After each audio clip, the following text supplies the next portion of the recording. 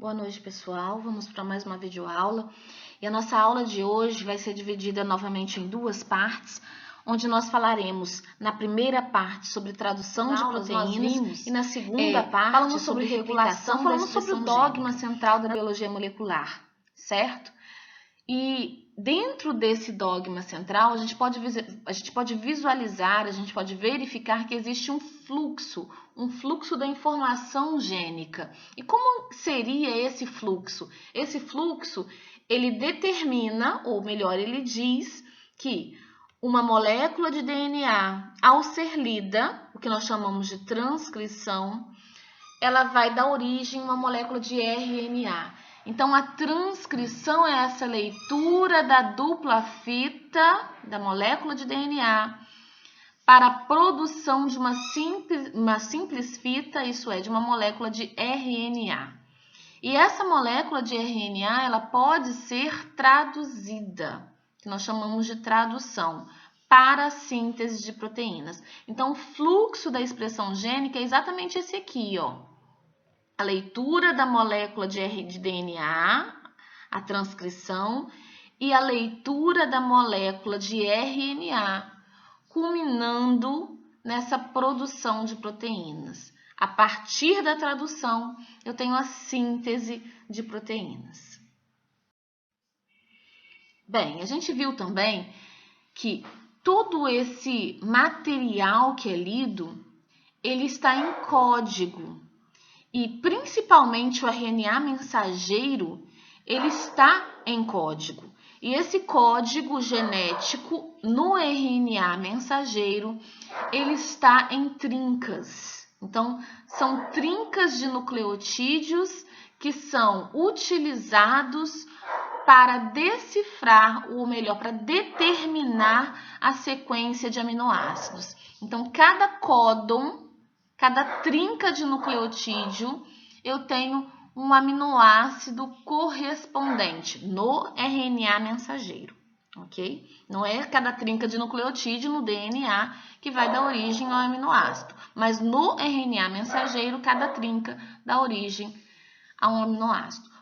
Isso é, vai determinar o posicionamento de um aminoácido na molécula final, que é a proteína.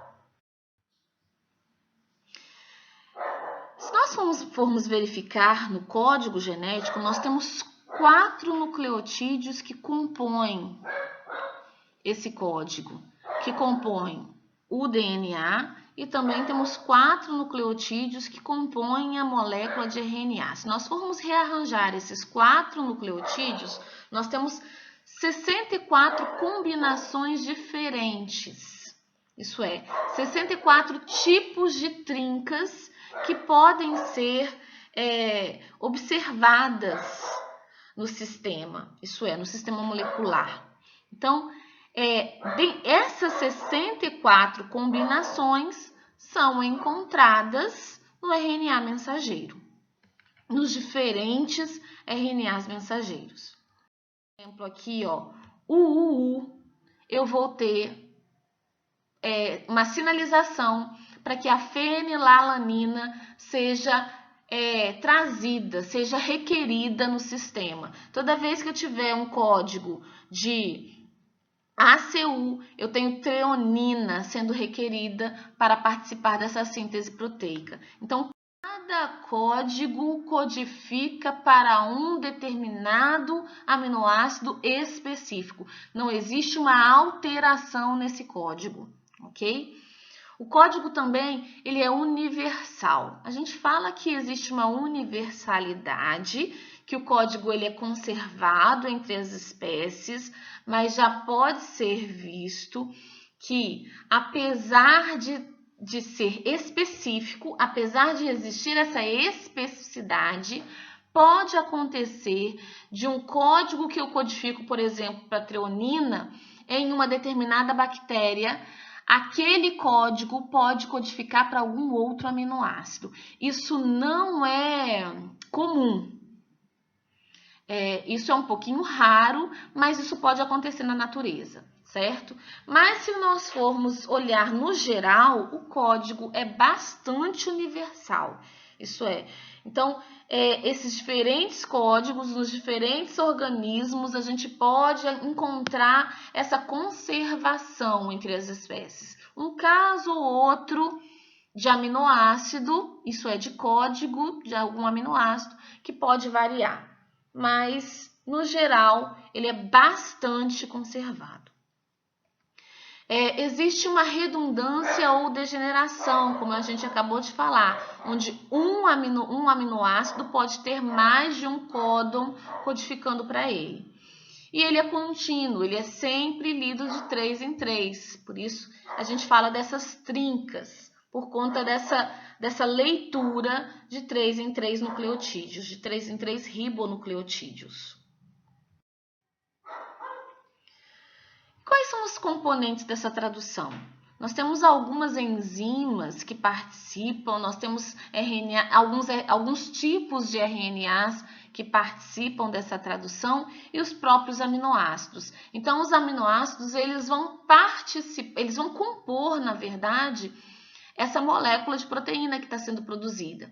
E esses aminoácidos eles são obtidos através da síntese, nós podemos sintetizar alguns aminoácidos, que são ditos como não essenciais, e nós temos alguns aminoácidos que nós não sintetizamos, que são aqueles aminoácidos essenciais.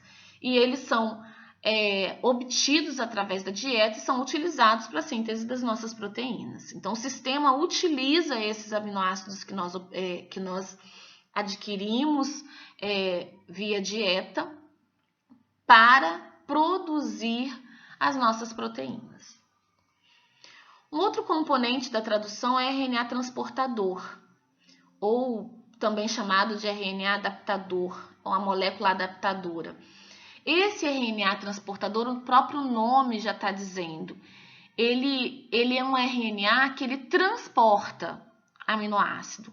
Então, o RNA transportador ele tem a função de trazer o aminoácido para ser utilizado na síntese de proteínas.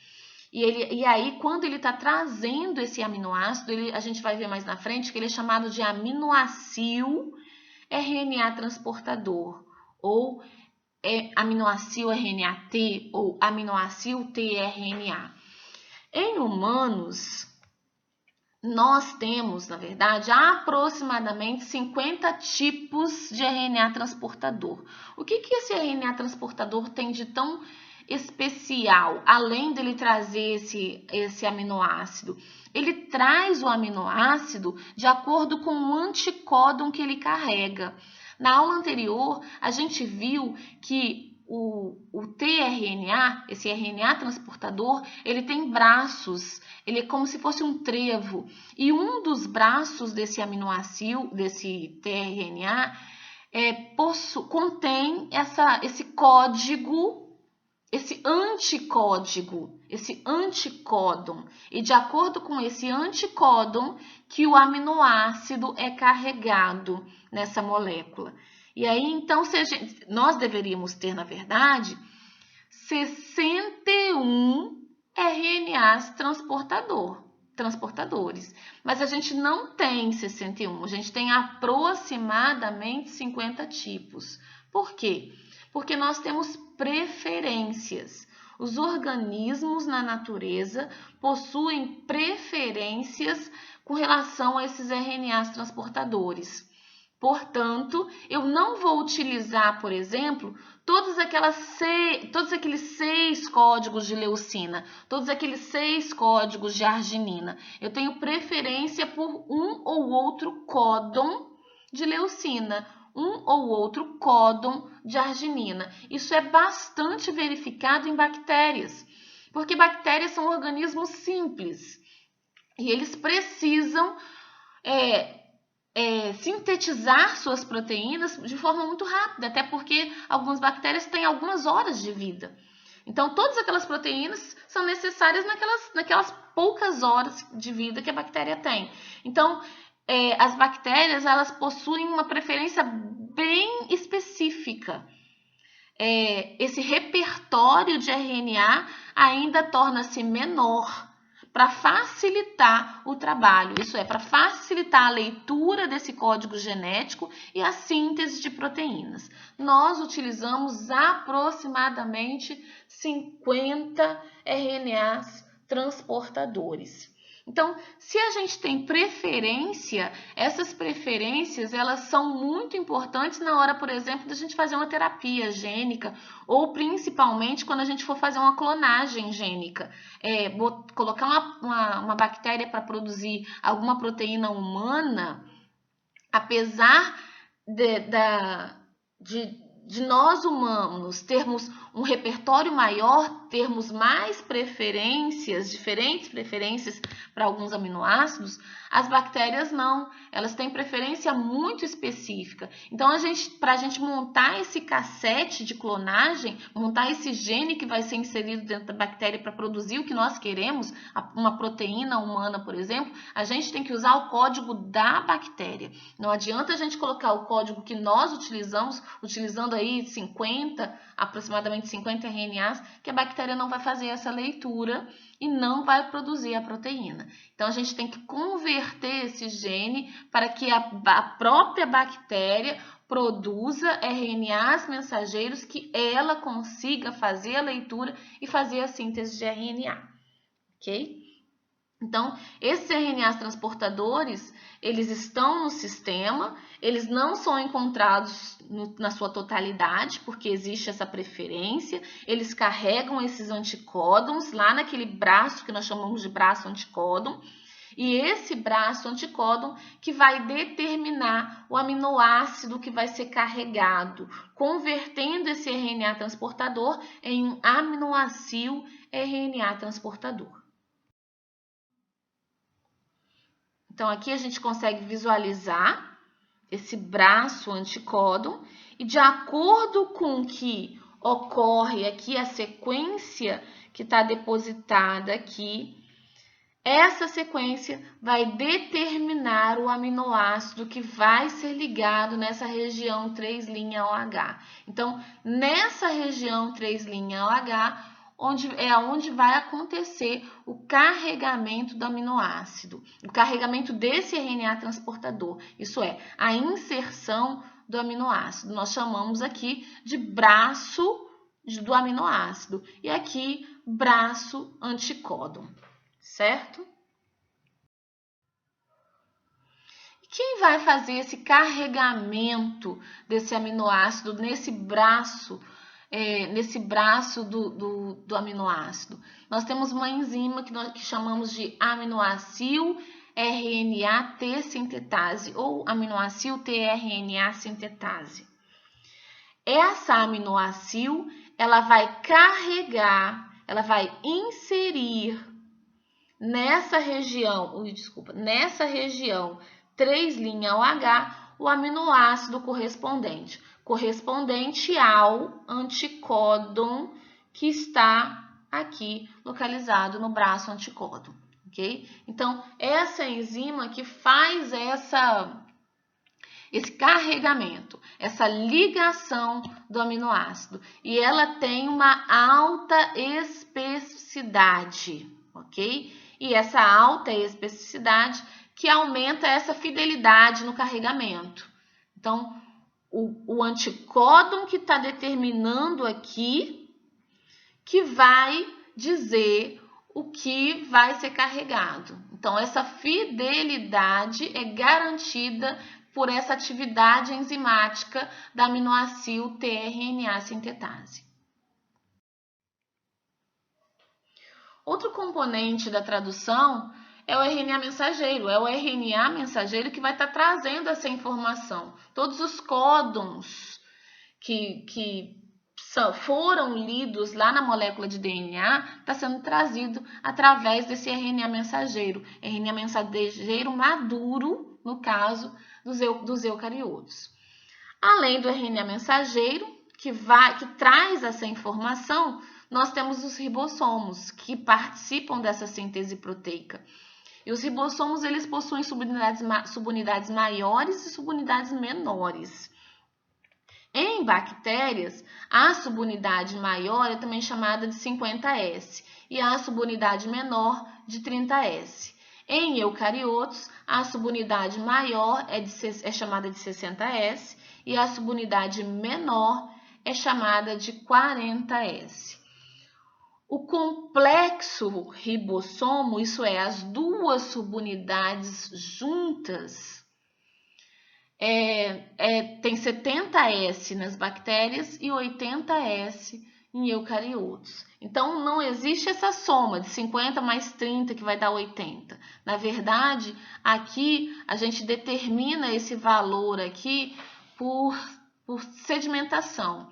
Então, é um coeficiente de sedimentação que é utilizado para dar nome a essas subunidades. Então, o coeficiente de sedimentação para a subunidade maior é de 50S, 50 Svedberg, e de 30S para a subunidade menor. As duas subunidades juntas têm um coeficiente de sedimentação diferente, ok?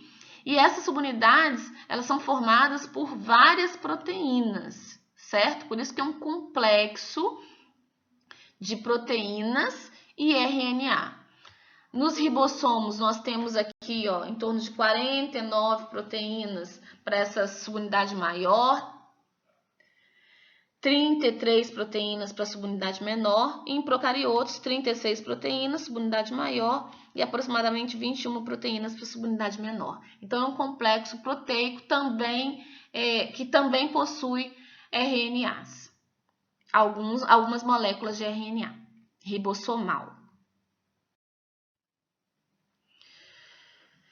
E esses ribossomos, eles possuem sítios, que nós chamamos de sítio E, sítio P e sítio A.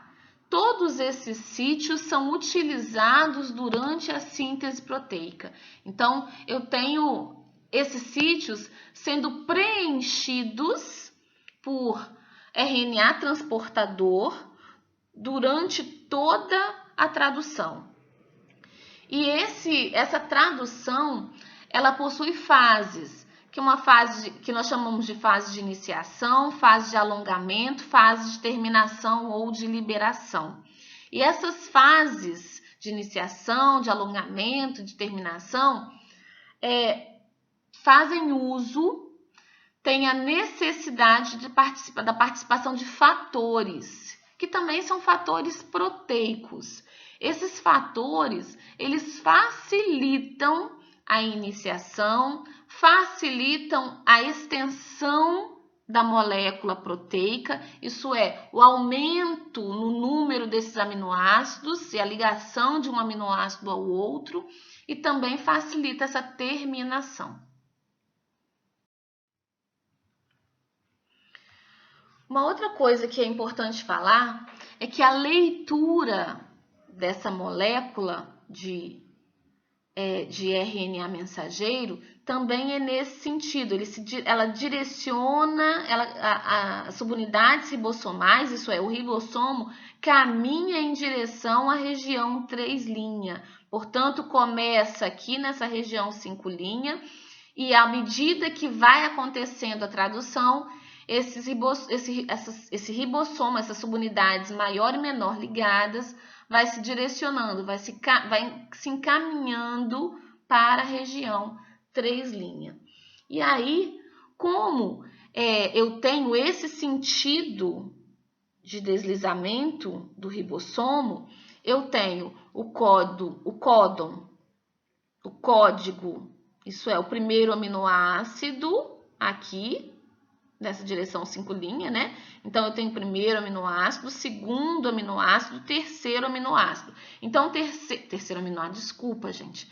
O primeiro ribonucleotídeo, o segundo ribonucleotídeo, o terceiro ribonucleotídeo, ok? Então, o último ribonucleotídeo do códon fica mais próximo à região 3'. O primeiro ribonucleotídeo do códon fica voltado para essa região 5'. E no anticódon, esse anticódon, ele fica ligado de forma antiparalela. Portanto, se eu tenho aqui 5 linhas, 3 linhas, no RNA transportador eu tenho o contrário. Portanto, eu tenho 5 linhas, 3 linhas. Portanto, o primeiro anticódon, o primeiro nucleotídeo do anticódon é esse nucleotídeo aqui, ó, que vai se ligar ao último nucleotídeo do códon. Porque o primeiro está voltado para a extremidade 5 linhas e o último está voltado para a extremidade 3 linhas. Portanto, aqui eu tenho 1, 2, 3 no anticódon e aqui eu tenho 1, 2, 3 no códon. Eu tenho o primeiro nucleotídeo do códon se ligando ao último do anticódon e o último do códon se ligando ao primeiro do anticódon, certo? Uma outra coisa que acredita-se que possa acontecer é a hipótese da oscilação. Essa hipótese da oscilação diz que as duas primeiras bases do códon, isso é, a gente tem aquele primeiro nucleotídeo e segundo nucleotídeo do códon, isso é, voltado mais para essa região 5 linha. Essas duas primeiras bases, elas formam pontes, elas formam ligações mais fortes. Isso é, elas formam esses pares de base Watson-Crick com fortes pontes de hidrogênio. E aí dando mais estabilidade para essa ligação e uma especificidade com relação a essa codificação. A última base do códon, ela é a mais fraca. E por ser mais fraca, ela permite uma oscilação. Então, aqui, ó, essas duas primeiras bases, elas são mais fortes e elas não têm variação. Tá vendo que é sempre CG, CG, CG? Se a gente for ver a tabela de códons, a gente vai ver que as duas primeiras bases, elas não têm essa variação. Agora, a última base, ela tem variação. E essa variação da última base é explicada nessa hipótese da oscilação. É uma hipótese, certo? Então, aqui, ó, ocorre essa oscilação devido a essa formação de uma ligação mais fraca. Isso é, de um estabelecimento de uma ponte de hidrogênio mais fraca, dando uma menor especificidade. Isso garante também que eu tenha esses diferentes códons sendo utilizados para codificar um mesmo aminoácido, ok? Então, aqui a gente consegue visualizar, no caso, esse códon, essa última base do códon, que, ao estabelecer uma ligação mais fraca, vai se ligar com a primeira base do anticódon, ok? Bem, a primeira etapa da síntese proteica é a etapa onde eu tenho carregamento desse RNA transportador. Então, eu tenho a aminoacilação do RNA transportador, transformando esse RNA transportador em um aminoacil tRNA. Então, esse RNA transportador ele vai ser carregado como um aminoácido de acordo com a leitura do anticódon aqui. E quem vai fazer esse carregamento é uma aminoacil tRNA sintetase ou aminoacil RNA-T sintetase. Então, eu tenho essa enzima realizando o carregamento do RNA transportador nessa extremidade 3' OH, ok? Inserindo esse aminoácido nessa extremidade 3' OH. A segunda etapa é o que nós chamamos de iniciação. Nessa segunda etapa, o RNA mensageiro ele vai se ligar à subunidade menor do ribossomo. Então, aquela subunidade menor ribossomal vai se ligar ao RNA mensageiro para que ocorra essa leitura. E posteriormente eu tenho a ligação da sua unidade maior. Mas a gente vai ver posteriormente como que ocorre isso. Vou demonstrar aqui em figuras como que ocorre essa etapa de iniciação.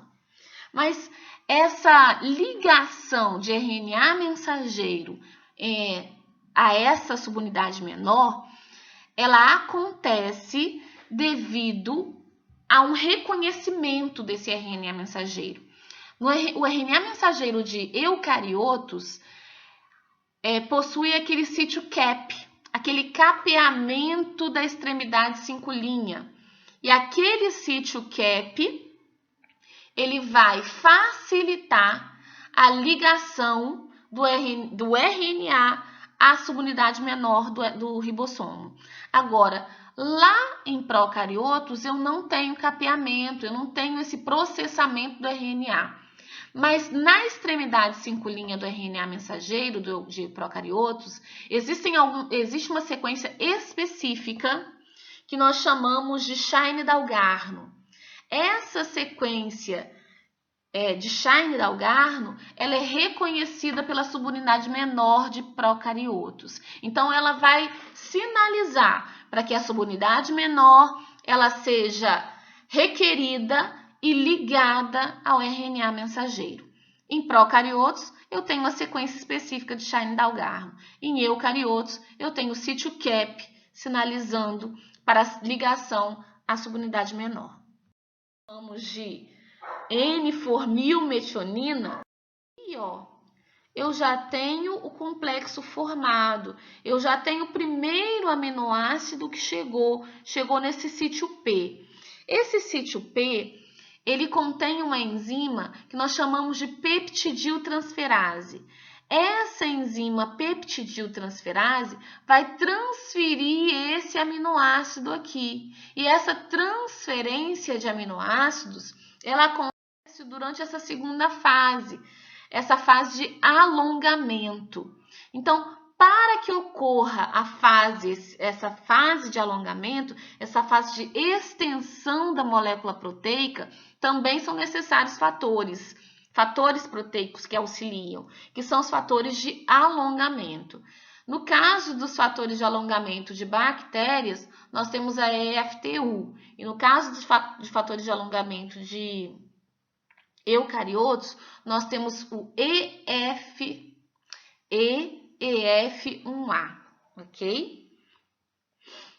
E aí, como que ocorre essa transferência, essa translocação e transferência desses aminoácidos? Porque, como eu falei inicialmente, esses ribossomos, existe um fluxo, um sentido de tradução que vai na direção do 3'. Então, para que ocorra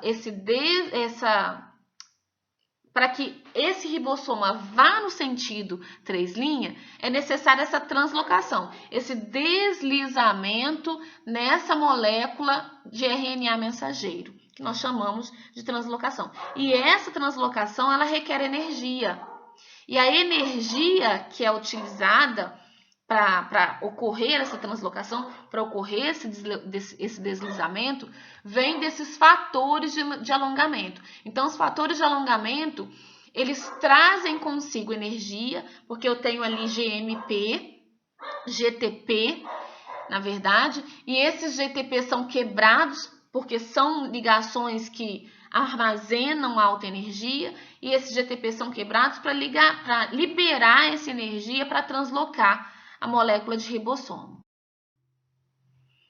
Então, aqui, eu tenho o complexo formado, esse sítio P é ocupado por um aminoácido tRNA.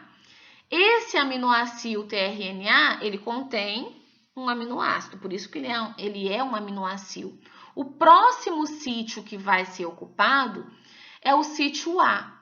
Então, o sítio A, a partir da leitura do códon, eu tenho um tRNA sendo um aminoácido tRNA sendo requerido e sendo ligado a esse sítio A, ocupando esse sítio A.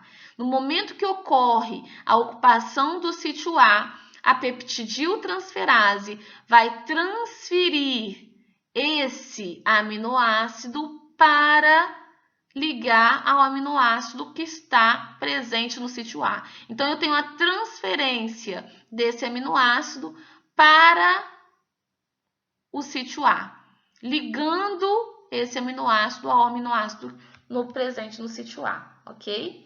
Então, eu tenho aqui, ó, ligação do aminoácido do sítio P ao aminoácido do sítio A. Por isso que eu tenho essa peptidiltransferase, fazendo essa transferência do aminoácido para o sítio A.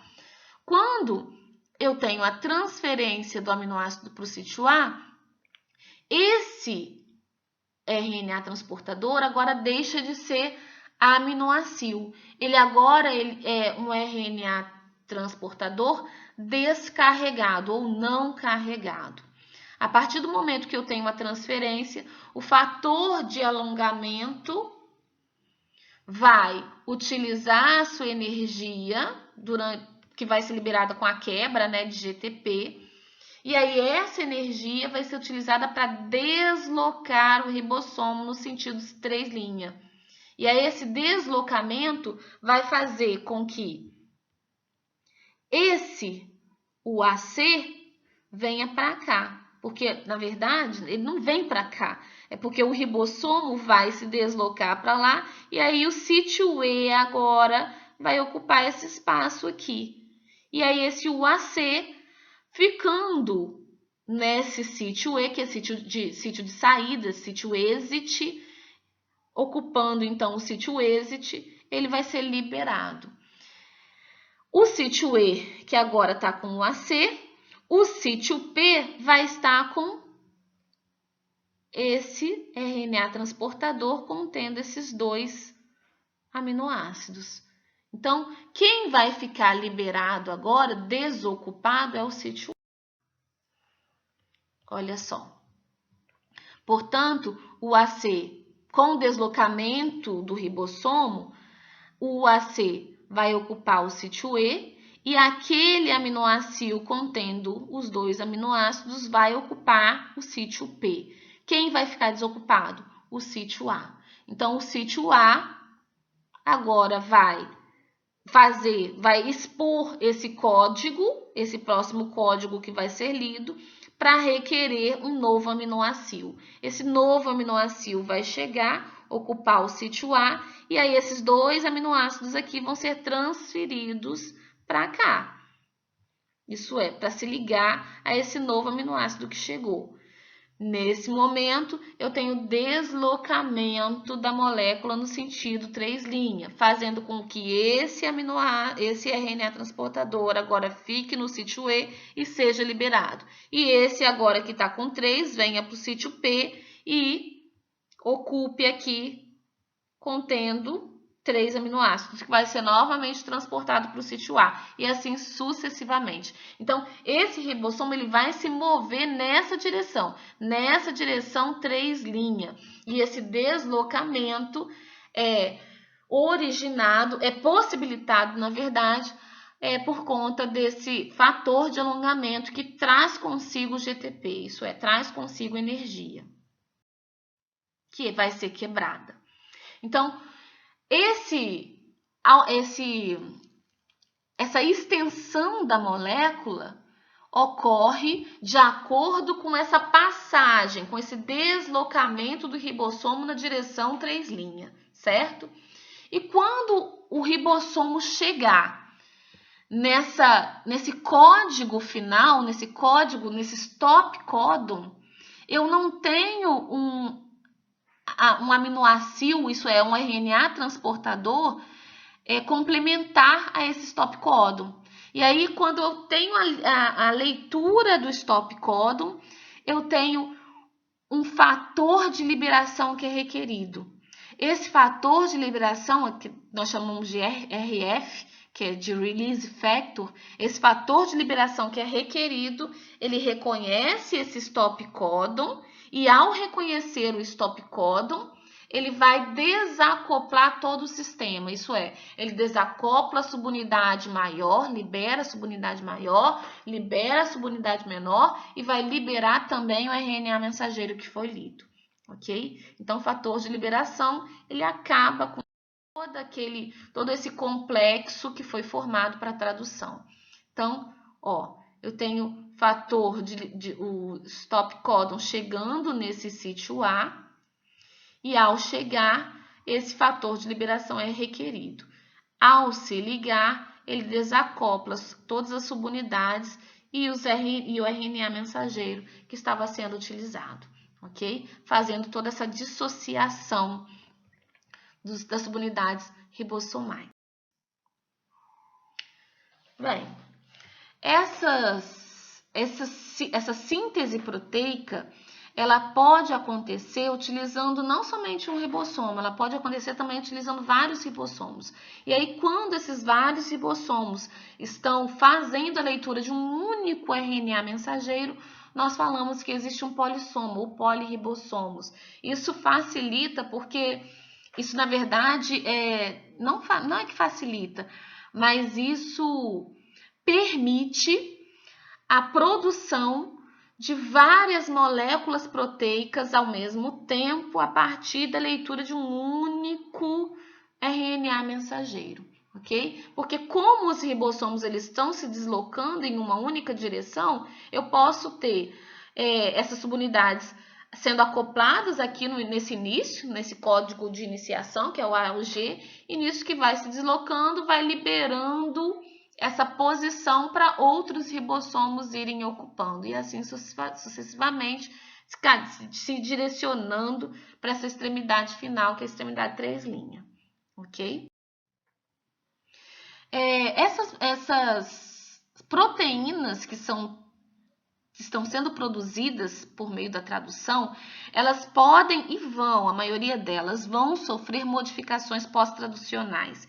Essas modificações pós-traducionais vão determinar, por exemplo, a função de cada proteína. Tem proteína que a partir do momento que ela é sintetizada, ela não está funcional. Ela precisa sofrer algumas modificações pós-traducionais para que ela tenha a sua função determinada, para que ela seja funcional.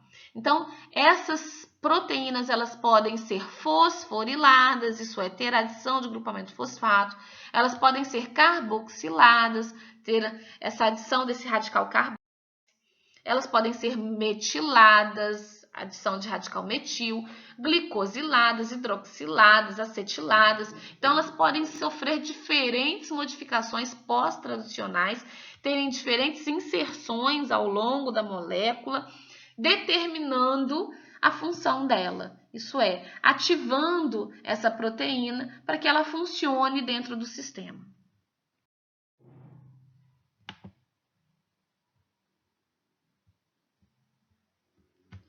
Bem, outra coisa importante que é preciso ser falada também é que a síntese proteica é um dos mecanismos bastante estudados para a produção de antibióticos. Por quê? Como dentro da célula quem faz o trabalho é a proteína, se eu paraliso essa produção dessas moléculas que fazem a diferença na célula, eu tenho a morte celular, eu posso desencadear a morte celular. Então, muitos antibióticos, eles atuam na síntese proteica. Por exemplo, a streptomicina, ela vai se ligar a essa subunidade menor, ela, ao se ligar à extremidade menor, a subunidade menor, por exemplo, ela vai alterar, ela vai modificar conformacionalmente essa subunidade. E aí, quando ela modifica essa subunidade, ela impede que os fatores se liguem, impede também que o RNA mensageiro se ligue, porque eu tenho agora uma subunidade modificada que não vai ser reconhecida por fatores de iniciação e pelas outras moléculas que são requeridas durante a síntese proteica, nesse início de síntese proteica. A tetraciclina, ela vai se ligar ao sítio A. E quando ela se liga ao sítio A, depois da primeira ligação ao sítio P, porque o sítio P ele vai ser ligado, ele vai ser preenchido primeiramente logo nesse início pelo código de iniciação. Depois desse primeiro momento, eu só tenho a ocupação do sítio A. Então, o sítio P ele é ocupado nesse primeiro inicialmente, né? Logo no início, mas depois eu tenho sempre ocupação sendo feita no sítio A. E aí, quando a tetraciclina ela ocupa esse sítio A, ela bloqueia a síntese proteica. Então, eu não tenho aminoácido tRNA, isso é, aquele RNA transportador carregado com aminoácido, sendo trazido e tendo o sítio A, o cloranfenicol, sendo ocupado, que vai inibir a atividade da peptidiltransferase, e aí esse cloranfenicol não permite a transferência do aminoácido que está no sítio P para se ligar ao aminoácido que foi agora, por último, carregado no sítio A. Então, eu não tenho essa transferência de aminoácido do sítio P para o sítio A, ok? Por conta da inatividade da peptidil. E a clindamicina e a eritromicina, que vai se ligar à subunidade 50S. E aí, quando ela se liga de forma irreversível, tá? Quando ela se liga a essa subunidade 50S, ela impede que ocorra o deslocamento, isso é, que ocorra essa translocação do ribossoma na direção 3'. Se não tem deslocamento, se não tem deslocamento, não tem a extensão da proteína, não tem síntese proteica acontecendo, certo? Vamos agora, então, para a nossa segunda parte da aula.